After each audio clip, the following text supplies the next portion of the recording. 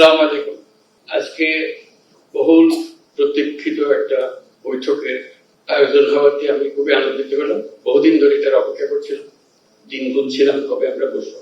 বৈঠক শুরু করার আগে আমি যাদের কারণে আমরা আজকে এখানে সমবেত হয়েছি, যাদের আত্মত্যাগের মাধ্যমে আমরা আজকে এ পর্যন্ত পৌঁছতে পেরেছি, গণ অভ্যুত্থানের সেই শহীদ আত্মত্যাগকারী যারা, তাদেরকে আমরা স্মরণ, যারা গণ অভ্যুত্থানের যোদ্ধা হত, তাদের সবাইকে আমরা আজকে স্মরণ করে আমাদের এই অনুষ্ঠান শুরু করব।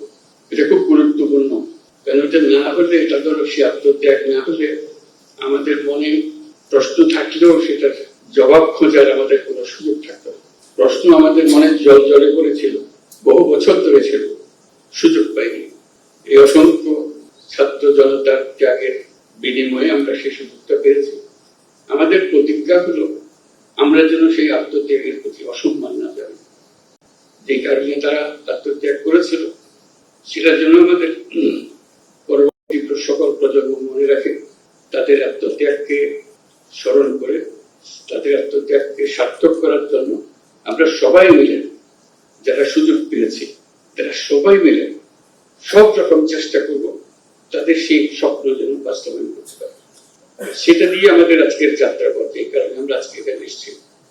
অন্তর্বর্তীকালীন সরকারের 6 মাস পার হয়ে গেল, প্রথম অধ্যায় শেষ। আজকের এই অনুষ্ঠানের মাধ্যমে আমরা দ্বিতীয় পর্বে প্রবেশ করলাম। প্রথম পর্ব ছিল প্রস্তুতি পর্ব। যে প্রস্তুতি পর্বের অনেক কিছু আপনাদের কাছে জানা, তার মধ্যে একটা বড় বিষয় ছিল যে প্রস্তুতি।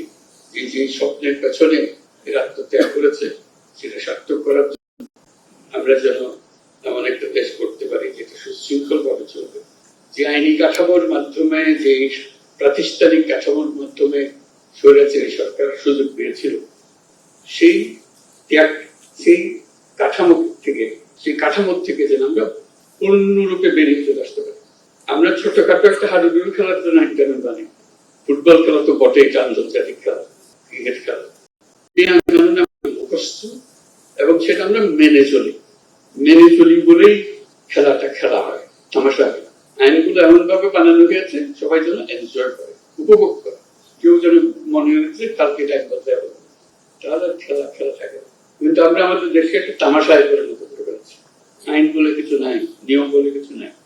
আত্মত্যাগ করেছে, তারা আমাদের নির্দেশ দিয়ে গেছে, আমরা যেন সেসব আইন কানুন পাল্টে ফেলে নতুন বাংলাদেশের জন্য প্রস্তুত হয়।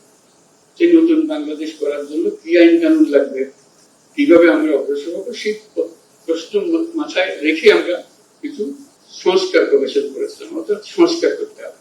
তার মধ্যে প্রথম সংস্কার কমিশন প্রথমবারই করে ফেলেছিলাম, তারপর পরবর্তী তারা করেছে। এই সংস্কার কমিশনের যারা মাননীয় চেয়ারম্যান, তারা আমার দুপাশে আছেন, তারা এবং তাদের সহকর্মীরা যারা এই কমিশনের সদস্য ছিলেন, তারা যথাসাধ্য চেষ্টা করেছেন সংস্কারটা যেন এমন ভাবে হয় ভবিষ্যতের প্রজন্মরা আমাদের প্রতি কৃতজ্ঞতা প্রকাশ করতে পারে। আইনগুলো ঠিক করে দিয়েছিলেন বলেই আজকে আমরা মজবুত কাঠামো তৈরি করতে পেরেছি, যার উপরে ভিত্তি করে আমরা দেশ গড়ার কাজে নেমেছি। কাজে ওনারা যে সমস্ত জিনিস প্রস্তাব করবেন এবং করেছেন, সেগুলো ওনাদের অভিজ্ঞতা এবং ওনাদের পাণ্ডিত্য এবং ওনাদের আলাপ আলোচনার মাধ্যমে তারা যা করতে পেরেছেন সেটা ওনারা তুলে ধরেছেন।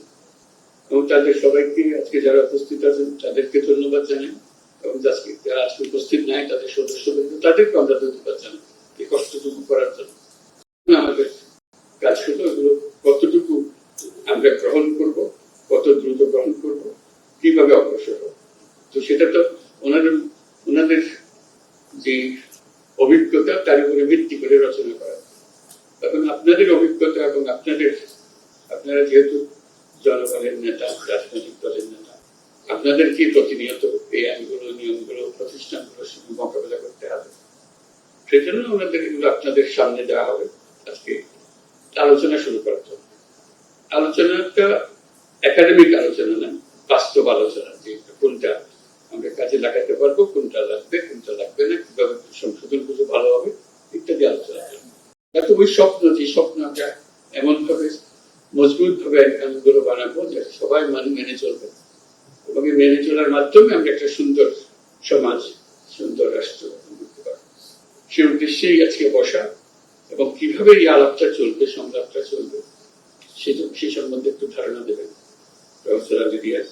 এইটাকে কেন্দ্র করে আমরা আরেকটা ছোট কমিশন করেছি এই 6 জনকে নিয়ে, এবং আমাকে শুধু তার মধ্যে ঢুকিয়ে ঐক্যমত্য প্রতিষ্ঠা কমিশন। কাজে একটা ঐক্যমত্য আনা, সবাইকে মিলিয়ে, কারোর উপর চাপিয়ে দেওয়ার জন্য না। গুরুত্বটা আমরা সবাই বুঝি, এটা নিয়ে কাউকে কিছু বোঝাতে হবে, কিন্তু আমাদেরকে গ্রহণ করতে হবে, কাজে লাগাতে হবে। এবং আজকের দিনটা একটা যে দ্বিতীয় পর্বে শুরু করছি, এটা প্রচন্ড সুযোগ এই জন্যই যে আমরা এমন পর্যায়ে আছি এখন, আমাদের মধ্যে ঐক্যমত সৃষ্টি হলে আমরা সেগুলো কাজে লাগাতে পারি, এবং এবার কাজে লাগালে সেটা বংশ প্রজন্ম পরম্পরা সেটা চলতে থাকে, এবং একটা সুন্দর দেশ আমরা পাবো। এই ভাবনা থেকেই আমরা এগুলো গ্রহণ করি। সেই আলোচনাটা কত মসৃণ হবে, সুন্দর হবে, সেটা আপনারা স্থির করবেন। আমাদের পক্ষ থেকে আমরা সুপারিশগুলো আপনাদের কাছে নিয়ে এসেছি, এবং কমিশনের যারা সদস্য তারা আপনাদের সঙ্গে বসবে, জিনিসগুলো ব্যাখ্যা করেছেন, চাপিয়ে দেওয়ার জন্য না, চাপানোর ক্ষমতা আমাদের নেই। আমরা শুধু আপনাদেরকে বোঝানো কেন করা হয়েছিল, কি জন্য করা হয়েছিল, কোথার কারণে করা হয়েছিল বোঝাচ্ছি। সেই দিক থেকে আমরা পুরো জিনিসটাকে অ্যাপ্রোচ করবো এবং এগিয়ে নিয়ে যাব। আপনাদের সহযোগিতা চাই, এটা আমি বলবো না, কারণ এটা আপনাদের কাজ, এটা আমার কাজ না, একার কাজ না।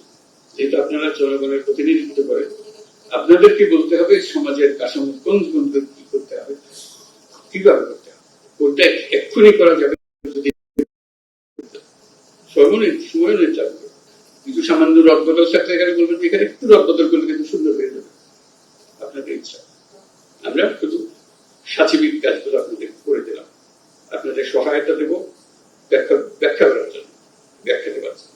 এই 6 মাস, যে 6 মাসের কথা বললাম, এটা পরবর্তীকালীন সরকারের জন্য খুব গুরুত্বপূর্ণ সময়। আমরা একটু লন্ডভন্ড অবস্থার মধ্যে দায়িত্ব নিয়েছি, চেষ্টা করেছি এটাকে কোন রকমে সচল করার জন্য, কাজে লাগানোর জন্য। কিন্তু এই 6 মাসের যে অভিজ্ঞতা, সেটা আমাদের সবাইকে একটা প্রচন্ড সাহস দেবে। এই 6 মাসের অভিজ্ঞতা হলো আমাদের দলমত নির্বিশেষে সাধারণ মানুষ সহ, রাজনৈতিক ব্যক্তি সহ, রাজনৈতিক নেতৃত্ব সহ সবাই যে সমর্থন দিয়েছে এই অন্তর্বর্তীকালীন সময়, এটা বোল্ড লেটারে লেখা থাকবে যে সমর্থন আমরা করতে পারি, যে একত্র হতে পারি। আমাদের মধ্যে অনেক তর্ক বিতর্ক করা, দূরত্ব সৃষ্টি করার হয়তো প্রবণতা আছে, কিন্তু এই একটি জায়গায় আমরা এখনো এক আছি, এবং আগামীতে আমরা এক থাকবো, সে বিশ্বাস আমার আছে। এইটা যদি ঠিক থাকে, যেভাবে আমরা প্রথম অধ্যায় আমরা শেষ করলাম, দ্বিতীয় অধ্যায়ে যদি আমরা ঠিক রাখতে পারি, তৃতীয় অধ্যায়ের জন্য আমাদের কোনো চিন্তা নেই, আমরা নিশ্চয়ই নতুন বাংলাদেশ রাখতে পারবো। একটা জিনিস আমাদেরকে পরিষ্কার থাকতে হবে, এটা একটা মস্ত বড় শক্তি। প্রথম অধ্যায় যেভাবে আমরা কাটালাম, এবং এই কাটানোর মধ্যে যে সমস্ত শক্তি আমাদেরকে ব্যাহত করার চেষ্টা করেছে, আমাদেরকে ভুলদুল করে দেওয়ার চেষ্টা করেছে, তাদেরকে সুন্দরভাবে সবাই মিলে মোকাবেলা করতে পেরেছে। দ্বিতীয় পর্ব এই হাঙ্গামা হবে, কারণ যাদেরকে বাংলাদেশের মানুষ তাড়িয়ে দিয়েছে, অস্বীকার করেছে, তাদেরকে ত্যাগ করেছে, তারা ফিরে আসার জন্য অত্যন্ত ব্যাপক। প্রতিটি দিন তাদের জন্য মূল্যবান, দেরি হলে তাদের জন্য অসুবিধা। সেজন্য আমাদেরকে শক্ত থাকতে হবে, মজবুত থাকতে হবে, এবং আমরা যেগুলো আলাপ করছি সেগুলো মতভেদ থাকবে, কিন্তু আমরা এর অর্থ নয় যে আমরা একত্র নই, আমরা একত্রে থাকবো।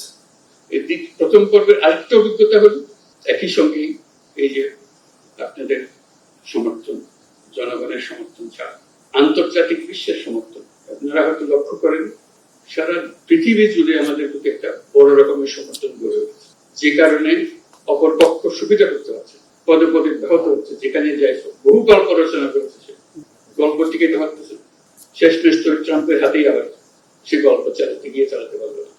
যত ছোট রাষ্ট্র, বড় রাষ্ট্র, ধনী রাষ্ট্র, মাঝারি রাষ্ট্র, সবাই আমাদের সমর্থন দিয়েছে।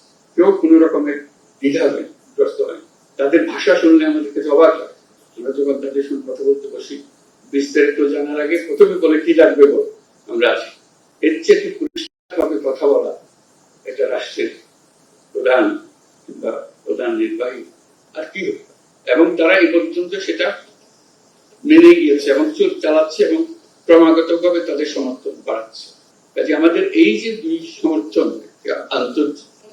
আভ্যন্তরীণ একটা সমর্থন, আন্তর্জাতিক একটা সমর্থন, এই দুই সমর্থনের ভেতর দিয়ে আমরা যদি এই নতুন বাংলাদেশ গড়তে না পারি, এটা আমাদের কবরের দোষ বোঝায় ছাড়া কি বলবো। আমরা এই সুযোগ ছাড়তে চাই না। আন্তর্জাতিক মহলও আমাদেরকে জিজ্ঞেস করে তোমাদের অর্থনৈতিক দিক থেকে আমরা সাহায্য করতে পারি, কিন্তু সংস্কারের ব্যাপারে তো আমরা সাহায্য করতে পারবো না, তোমাদের কি করতে হবে। এই জন্য যেটা মনে করিয়ে দেয় যে তোমাদের এই সংস্কারটা দরকার, তা না হলে এই যে পরিবর্তন টিকে রাখা যাবে না। আবার কয়দিন পরে আরেক মহাক্ষমতাশালী আরেকজন একদিকে এগিয়ে যাবে, দণ্ডবন্ধ করে দেবে। আমাদের দল আন্তর্জাতিক মহলের সমর্থন এবং সহায়তা এবং শুভেচ্ছা, এটা আমাদের জন্য মস্ত বড় সম্পদ। শুধু ভাবা যত রকমের সাহায্য লাগে, আমরা তাদেরকে বহু রকমের স্বপ্নের কথা বলেছি, এই করতে চাই, এই করতে চাই। তাদের জবাব হলো যে আমাদের তো কোনো অসুবিধা নেই, তোমরা করতে পারলে আমরা আছি তোমাদের সাথে। কোন কোন রাষ্ট্র যারা খুব শক্তিমান রাষ্ট্র এমনও বলেছে এই কাজটা করার জন্য তোমরা যদি মনে করো একজন স্পেশাল দেওয়া যে আমাদের পক্ষ থেকে তোমাদের সঙ্গে যোগাযোগ রাখবে, যাতে করে তোমাদের কোনো অসুবিধা না হয়। শুধু সমর্থন না, সমর্থনটা কাজে লাগানোর জন্য আয়োজনটা করে দিচ্ছে। কাজে এই প্রেক্ষিতে আমরা এই কাজে নামছি, দ্বিতীয় নামছি। এটাতে আমাদের ব্যর্থ হবার কোনো সুযোগ, আমরা ব্যর্থ হতে চাই না। নানা জনের নানা মতামত থাকবে, তা তো বটে, তো সমাজ। এরা সমস্ত জিনিস বিবেচনা করে, দেশের অভিজ্ঞতা বিদেশের অভিজ্ঞতা বিবেচনা করে এটা সুপারিশ মালা তৈরি করে নিয়েছে। মূল্যবান সম্পদ, এই সম্পদ বাংলাদেশের ইতিহাসে রক্ষিত হবে, যারা এই সুপারিশ করেছিল বাস্তবায়ন করব। তাদের জন্য আপনারা নির্দেশনা দেবেন যে এইগুলো করে, এইভাবে সবাই মিলে। এটা একার বাংলাদেশ নিয়ে সবার জন্য, আপনারাও সবার সঙ্গে পরামর্শ করেন কোনটা ভালো। এই যে নীতিমালা আইন কানুন বানিয়ে দেবো ক্রিকেট খেলার মতো, একবার বানিয়ে দিলে এটা বকে চলতে থাকে, এটা একটা ট্রান্সপারেন্ট জিনিস হয়। খেলায় জিতলে কেউ সন্দেহ করবে না গোলমাল করে জিতিয়ে দিয়েছে, এটাকে সে সন্দেহ করবে না, এত ট্রান্সপারেন্ট, সবাই জানে খেলার নিয়ম। এখন যে খেলা চলতেছে এটা খেলা জিতলেও ঠিক মতো জিতলেও সন্দেহ লাগে, বুঝলে কিছু একটা কলকাঠি নেড়ি করেছে। এই কলকাঠি নাড়ার বিষয়টা আমাদের মনের মধ্যে খেতে গেছে। কলকাঠি ছাড়া যে একটা নিয়মে চলতে পারে দেশ, এটা আমরা ভুলে গেছি। আন্তর্জাতিক সমর্থনের কথা বললাম, আরেকটা সমর্থনের কথা বলি, না বলে পারছি না, এটা মনটা বড় হয়ে যায় বলতে গিয়ে এইসব সমর্থনের কথা বলি। জাতিসংঘের সমর্থন, আপনারা চিন্তা করেছেন যে রিপোর্টটা সালে প্রকাশিত করবে human rights high commissioner for human rights, তাদের একটি রচনা, তাদের একটি প্রতিবেদন সারা পৃথিবী করতে দিয়েছে। এখন কারো বয়ান আর কেউ শুনবে না, বুঝতেই চায় না। আর কত সমর্থন চাই আমরা, একদম অক্ষরে অক্ষরে বলে দিয়েছে কোথায় কাকে মারছে, কিভাবে মারছে। এর থেকে বের হওয়ার টাকার কোনো উপায় নেই। বাংলাদেশকে ঘিরে যে অপপ্রচার চলছিল, এক প্রতিবেদনেই সমস্ত সমাপ্ত, বলতে পারবে কিন্তু কোন আওয়াজ বেরোবে না। তো সেরকম সমর্থন এবং অন্যান্য প্রতিষ্ঠানের প্রতিবেদন বের হয়েছে, তাদেরও খুবই জোরালো। আমরা সেদিন আয়নাঘরে গেলাম, মানে মানুষ কত নির্মম হতে পারে, বিভৎস দৃশ্যের সৃষ্টি করতে পারে, নৃশংস করতে পারে, এর চেয়ে বড় নমুনা পাওয়া যাবে। আমাদের শুধু দেখতে কষ্ট লেগেছে, যারা বছরের পর বছর সেখানে ঠিক আছে আপনাদের মধ্যে আছে, তাদের কথা চিন্তা, তাদের প্রতিটি বর্ণনা, তাদের প্রতিটি অভিজ্ঞতা এই গুম কমিশনের যুবকের মধ্যে সব তুলে ধরা হয়েছে। পত্রিকা প্রকাশিত হওয়ার পরে দেশের ভেতরে এবং আন্তর্জাতিক ভাবে মানুষ প্রথম বুঝতে পারলো আমরা কিসের কথা বলছি, আমরা কোথার থেকে এসেছি। কাজে আমাদের প্রথম পর্বের এই সম্পদ নিয়ে আমরা দ্বিতীয় পর্বে আসলাম। দ্বিতীয় পর্বের সমাপ্তিতেও যেন আমরা উৎসাহ বোধ করি যে হ্যাঁ, আমরা আনন্দ বোধ করি যে আমরা আমাদের যে দায়িত্ব দেওয়া হয়েছিল আমরা সুন্দরভাবে খুব খুশি বুকে সেটা সম্পন্ন করতে পেরেছি। নতুন বাংলাদেশের জন্য এখন তৈরি যে নতুন নির্বাচনের মাধ্যমে যে সরকার গঠন হবে সেটার ব্যাপারে আর কোনো প্রশ্ন তুলবে না, যেহেতু আইন কানুন এগুলো সব এখানে আমাদের জানা আছে এবং উন্নত হয়েছে, নির্দিষ্টভাবে হয়েছে। এটা নড়চড় করার উপায় কারণ থাকবে, আইন বানানোর কথা, আর এটাকে নড়চড় করতে সুযোগ না দেওয়া সেটার জন্য এতগুলো কমিশন বানাতে হয়েছে, কোন দিক থেকে কোথায় কোনটা করতে হবে। আজকে আমাদের সেই দ্বিতীয় পর্ব শুরু। আপনারাই এই দ্বিতীয় পর্ব স্রষ্টা, আপনারাই এগুলো জাতির সামনে নিয়ে আসবেন। আপনাদের সঙ্গে সহযোগিতা করার জন্য আমরা কমিশনের মেম্বার ওনারা নিয়োজিত থাকবেন। যাতে করে আলাপ আলোচনা করে দ্রুত আলোচনা করার বিষয় না, এটা দ্রুততম সময়ের মধ্যে আমরা যাতে সিদ্ধান্তগুলো নিয়ে কাজে নেমে যেতে পারি, কোনটা কখন করবো সেগুলো নিয়ে আসতে পারি। আমাদের এই দ্বিতীয় পর্বের শুভ সূচনা কামনা করে আমি আমার শেষ করছি। আপনাদের সবারই এই কাজের উৎসাহ সহকারে দায়িত্ব একটা দিয়েছে সেজন্য না, আপনি ইতিহাসের একটা বড় গুরুত্বপূর্ণ ভূমিকা পালন করতে যাচ্ছেন। আল্লাহ মেহরবানি করে আপনাকে সুযোগ দিয়েছে, সেই সুযোগটা পালন করার জন্য, দায়িত্বটা পালন করার জন্য, আল্লাহর মেহরবানির প্রতি শুকরিয়া আদায় করার জন্য। যে একটা নির্বাচন সাধারণভাবে হলে একটা সময়ের জন্য আমি জনগণের উপকার করতে পারি, অপকারও করতে পারি, কিন্তু কিন্তু একটা সময়ের ব্যাপার না। এটা যদি আমরা ঠিক মতো করি, বাংলাদেশ জাতি হিসেবে যতদিন টিকে থাকবে ততদিনের জন্য সেই অবদানটা রেখে গেল, সেটা যেন আমরা সঠিকভাবে আল্লাহ আমাদেরকে সেই ক্ষমতা, সেই সামর্থ্য দেব।